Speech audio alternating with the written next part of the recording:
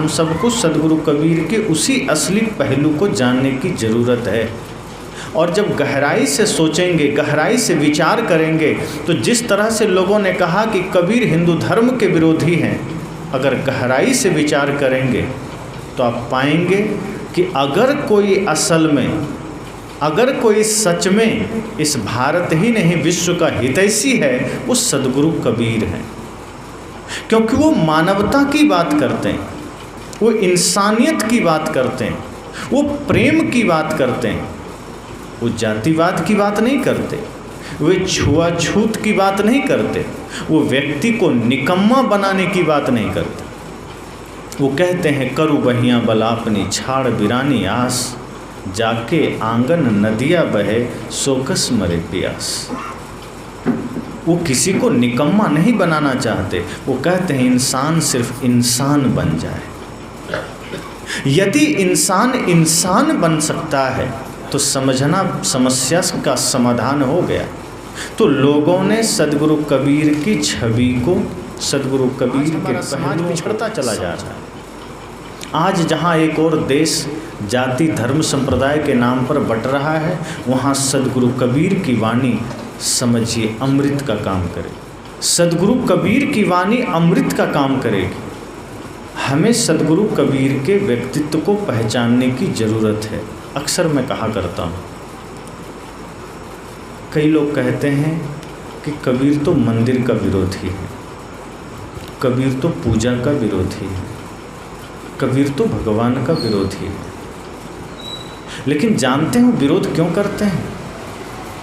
बहुत बड़ी बात नहीं है, एक साधारण सी बात है। सदगुरु कबीर कहते हैं मैं तुम्हारे राम का विरोधी नहीं हूँ, मैं तुम्हारे मंदिर का भी विरोधी नहीं हूँ, मैं तुम्हारी पूजा का भी विरोधी नहीं, लेकिन बस एक छोटा सा काम करना, एक छोटा सा काम कर लेना, मैं विरोध नहीं करूँगा।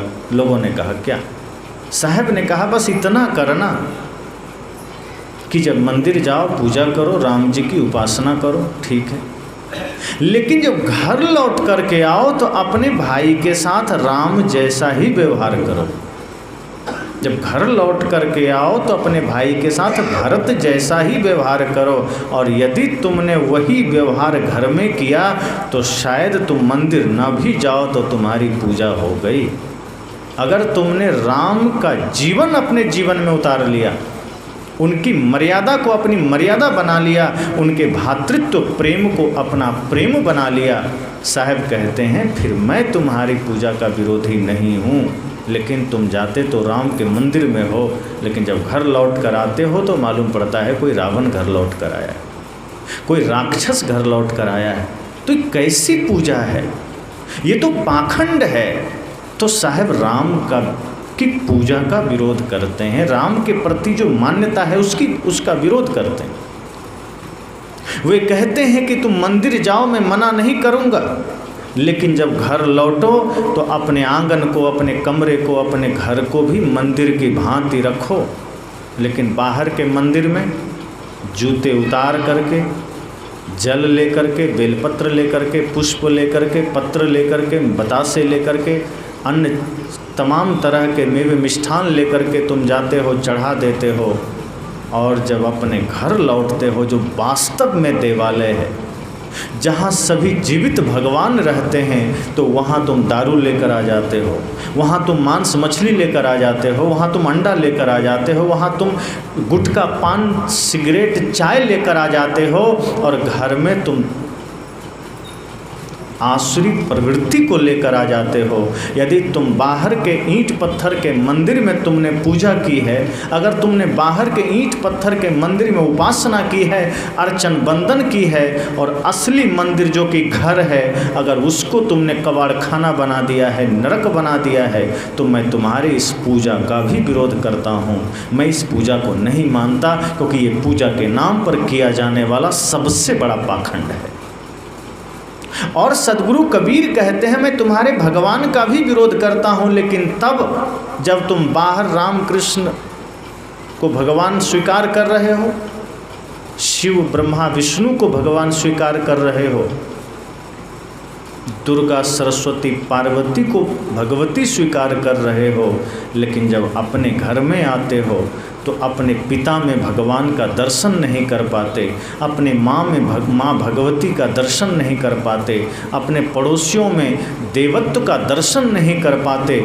जिसमें तुम्हें दर्शन करना था, जिस पिता ने तुम्हें जन्म दिया, जन्म देने के नाते वो माता पिता वास्तव में सृष्टिकर्ता ब्रह्मा कहला सकते हैं, लेकिन तुमने उनके साथ बुरा व्यवहार किया।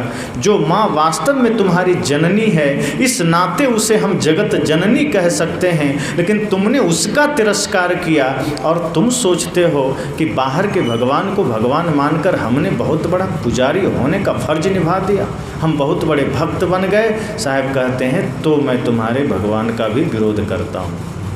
और साहब कहते हैं कि तुम्हारे तमाम सिस्टम को मैं इसलिए विरोध करता हूँ कि वो सिस्टम, वो व्यवस्था जो इंसान को इंसान से बांटे, जो इंसान से इंसान में भेद पैदा करे, वो व्यवस्था इंसान के लिए नहीं है, वो मानवता के लिए दुश्मन है, मानवता के लिए खतरा है। इसलिए मैं तुम्हारे उन व्यवस्थाओं का भी विरोध करता हूँ। साहब तो बिल्कुल एक सीधा सरल रास्ता देते हैं कि जीव दया अरु आत्म पूजा, इनसे बढ़कर देव नहीं दूजा।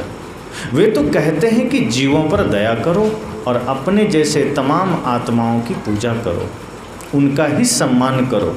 पूजा करने का मतलब ये नहीं कि बेलपत्र चढ़ा दिया, अगरबत्ती घुमा दिया, पूजा हो गई। पूजा का भाव होता है सेवा। पूजा का मूल अर्थ है सेवा। अगर आप किसी की सेवा करते हैं तो वो पूजा का ही रूप है। इसलिए सदगुरु कबीर कहते हैं, जह जह डोलों सो परिक्रमा और जो कुछ करो सो पूजा। सदगुरु कबीर ने कर्म को ही पूजा का भाव बना दिया। और रैदास तो इसमें, आप जानते हैं, कथा आपने सुनी होगी कि संत रैदास जूता सिल रहे थे, कुछ पुजारी बगल से गुजर रहे थे, जानते थे ये बड़े संत हैं, बड़े पहुँचे हुए संत हैं।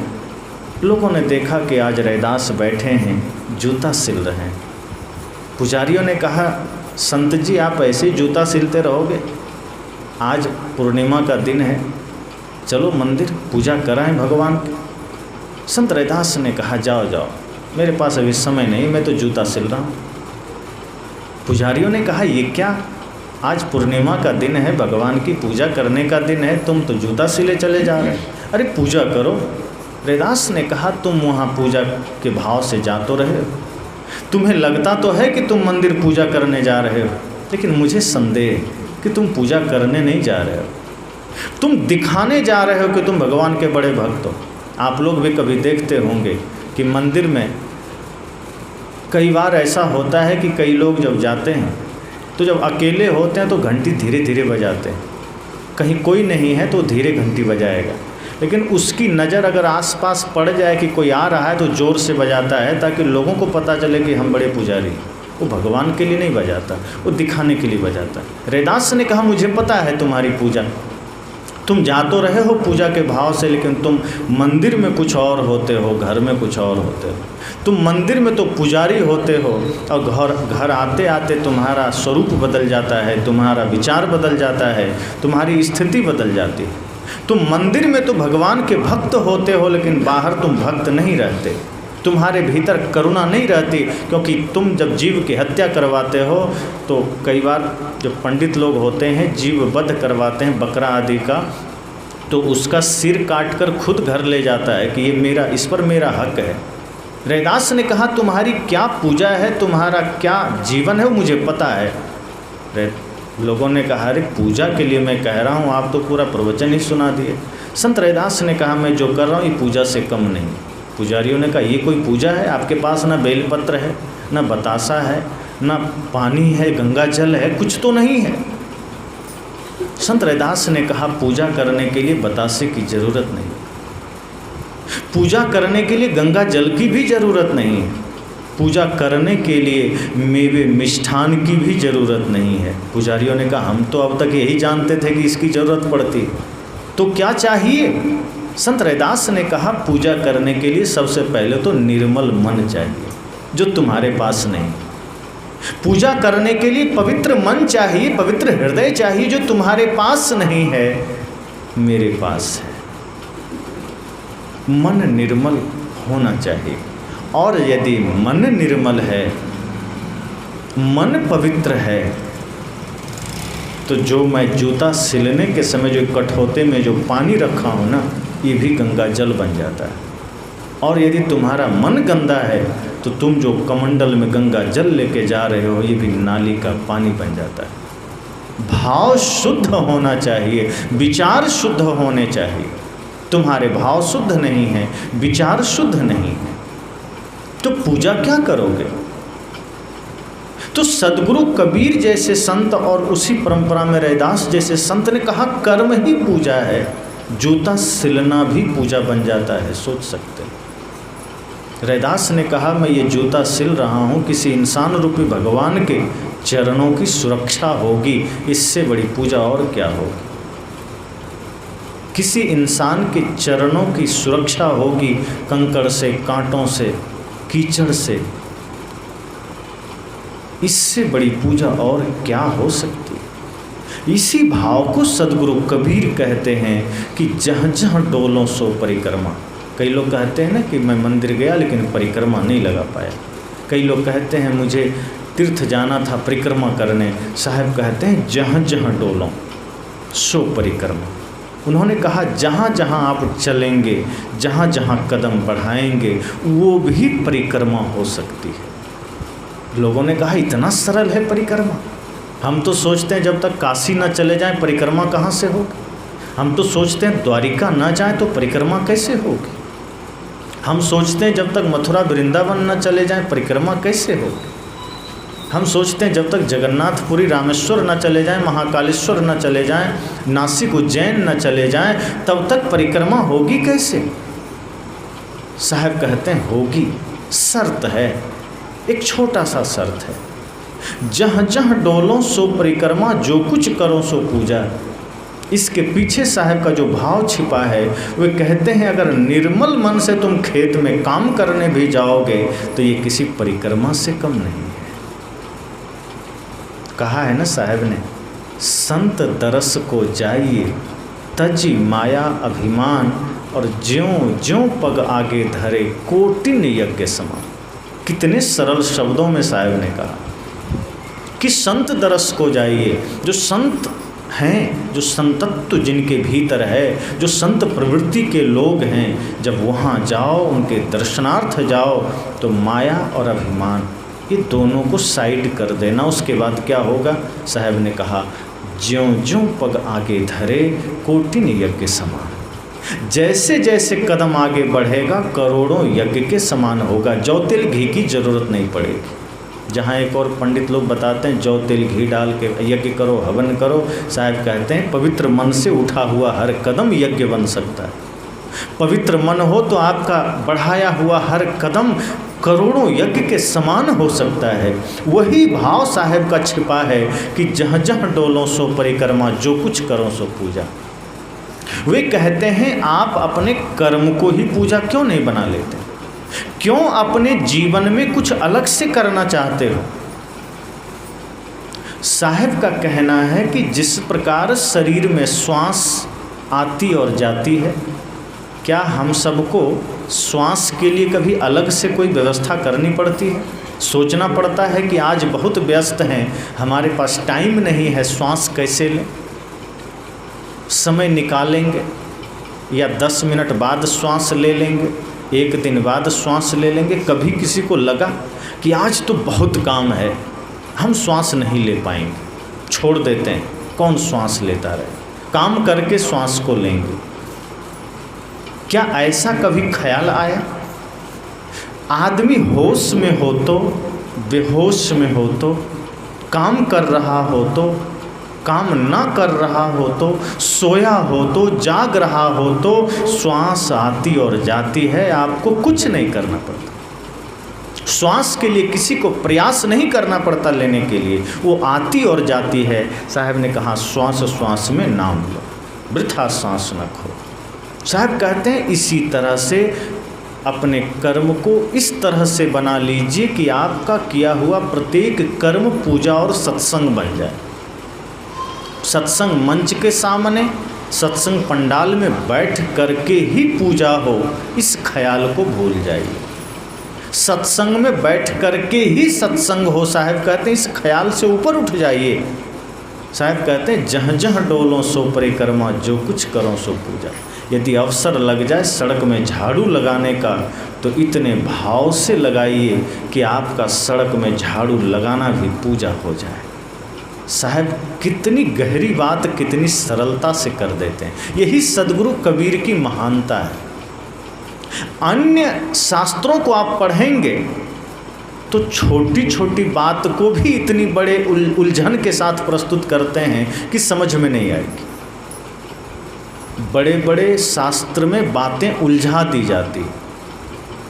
अन्य बहुत सी जगह हैं, बहुत से संप्रदाय हैं जहां आप पूछेंगे ध्यान कैसे करें, वो ध्यान को उलझा देते हैं। आपको लगेगा अच्छा है, छोड़ो हटाओ, कौन ध्यान करे। सद्गुरु कबीर कहते हैं सहज ध्यान रहो, सहज ध्यान रहो, गुरु के वचन समाइए। वे कहते हैं सहज ही है ध्यान, गुरु के वचन को समझो, उनमें लीन हो जाओ। ध्यान सहज है, कठिन नहीं है। साहब कहते हैं ध्यान भी सरल है, पूजा भी सरल है। अन्य शास्त्रों को पढ़ेंगे तो लगेगा पूजा करने में तो बड़ा खर्च आएगा, कौन करे पूजा। साहब कहते हैं मन को पवित्र कर लो, झाड़ू लगाना भी पूजा है। सद्गुरु कबीर हमारे जीवन को इतना सरल बना देते हैं कि हमारे द्वारा किया गया हर कर्म यज्ञ है, हर कर्म पूजा है, हर कर्म करोड़ों यज्ञ से भी ज़्यादा फलदायी बन सकता है। साहब हमारे जीवन को ही तीर्थ बनाना चाहते हैं। वो ये नहीं कहते कि कहीं अलग से कोई तीर्थ है, वे ये नहीं कहते कि कहीं अलग से कोई धाम है। वे कहते हैं आपका जीवन ही धाम है, आपका जीवन ही तीर्थ है, आपका घर ही मंदिर है। कहते हैं ना, घर को ही मंदिर बनाएंगे, तीर्थ हम क्या करने जाएंगे। साहब ने कहा कि घर को ही तीर्थ बना लेना है। मुँह को कहाँ ढूंढे बंदे, मैं तो तेरे पास हूँ। वे कहते हैं मुझे ढूंढते कहाँ हो बाहर। अगर हमें पूजा में ढूंढोगे तो पूजा तो एक कालखंड में होता है। आप कितनी देर पूजा कर सकते हैं। कोई आदमी 1 घंटे 2 घंटे 4 घंटे 24 घंटे तो पूजा नहीं कर सकते। तो आखिर पूजा से अलग तो होना पड़ेगा। कोई आदमी ध्यान कब तक कर सकता है, 1 घंटे 2 घंटे 24 घंटे तो नहीं कर सकता। आखिर शरीर की कुछ क्रियाओं के लिए उसे समय तो छोड़ना पड़ेगा। कोई आदमी परिक्रमा ही कब तक कर सकता है, कोई आदमी यज्ञ हवन ही कब तक कर सकता है। पर साहब कहते हैं अगर मन को आपने निर्मल कर लिया, मन को अगर आपने पवित्र कर लिया, मन को अगर आपने सुंदर बना लिया, तो आपका 24 घंटे पूजा है। निर्मल मन से किया गया कोई भी काम पूजा ही है।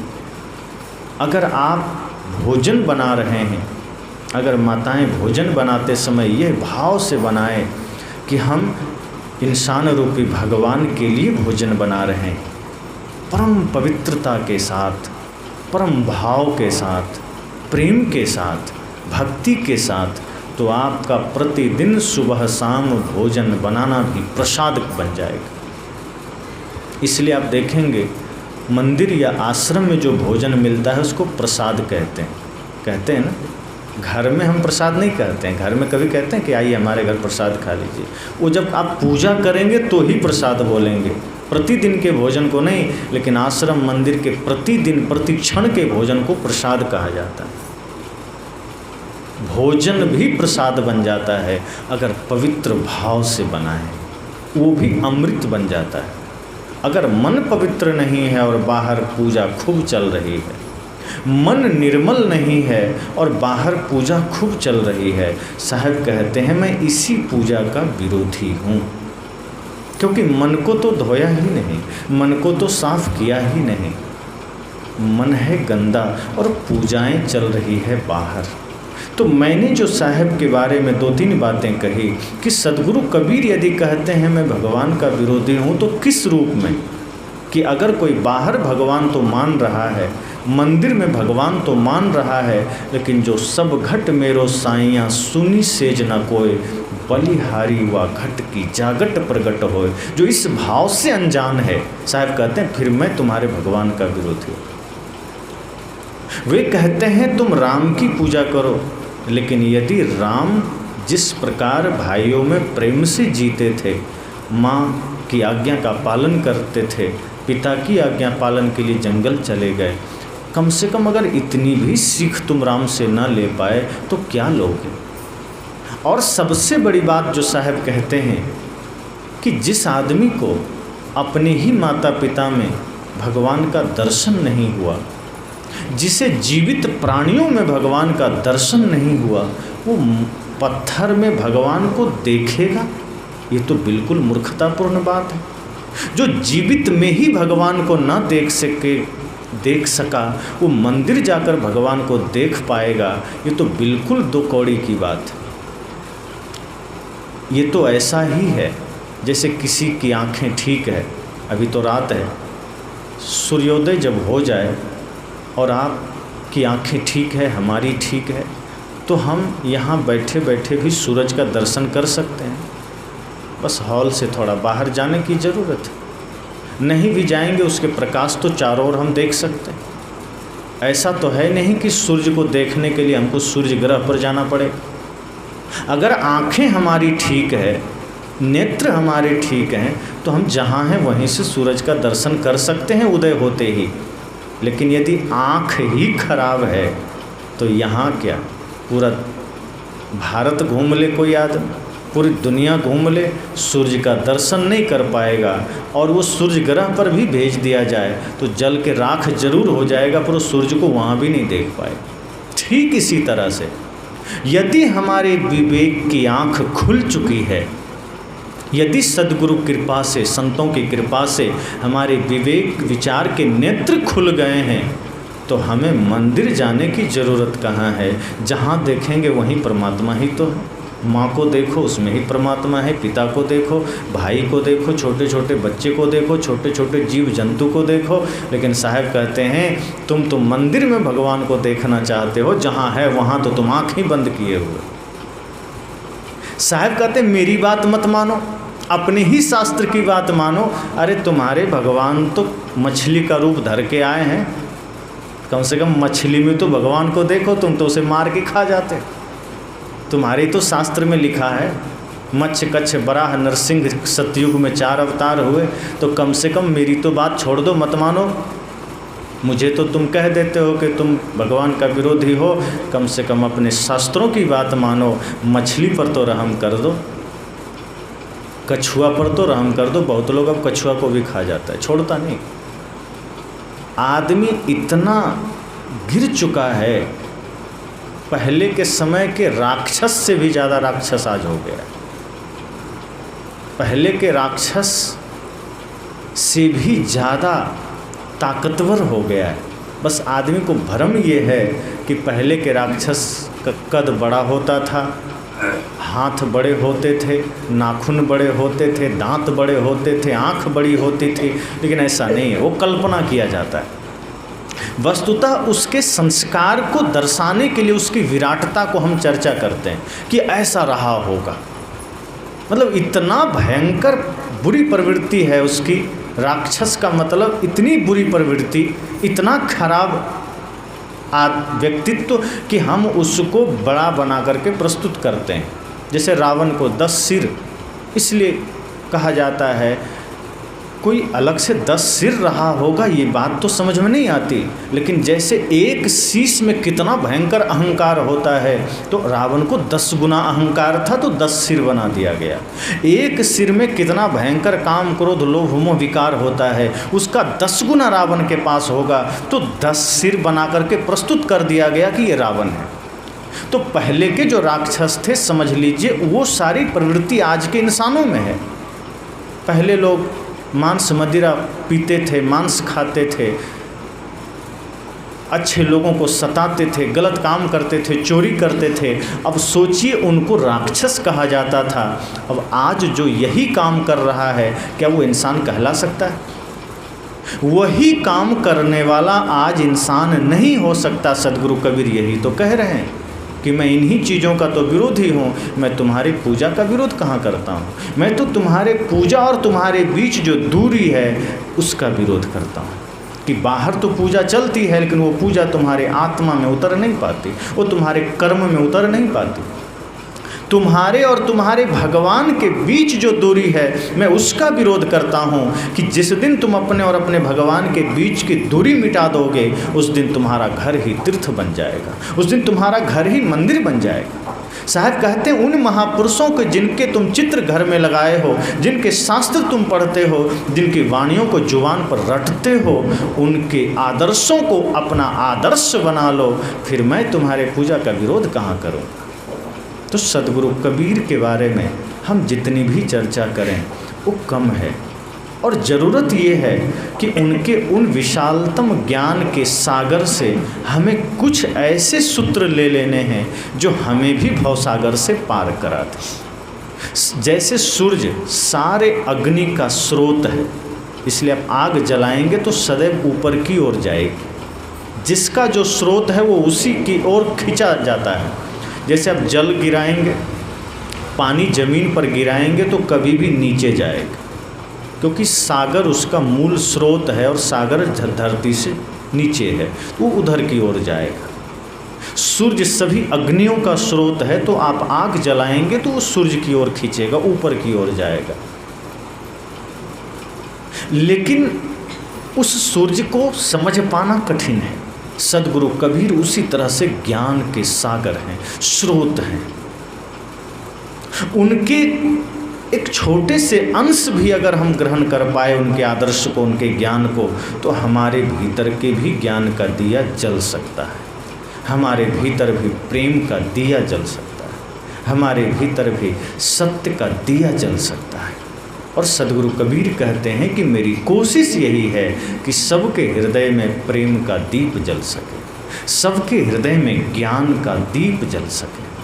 और जिस दिन सबके हृदय में ज्ञान का दीप जलेगा, उस ज्ञान के दिए के उजाले में स्वतः ही प्रेम प्रकट होगा, स्वतः ही सत्य प्रकट होगा, स्वतः ही भक्ति प्रकट होगी, स्वतः ही अहिंसा प्रकट होगी। फिर अलग से कुछ नहीं करना पड़ेगा। फिर साहब कहते हैं कि आपका सब कुछ जीवन ही बदल जाएगा, आपका जीना ही ध्यान बन जाएगा, आपका काम करना भी पूजा बन जाएगा। तो सदगुरु कबीर के इस विशालतम स्वरूप को समझना है, जानना है।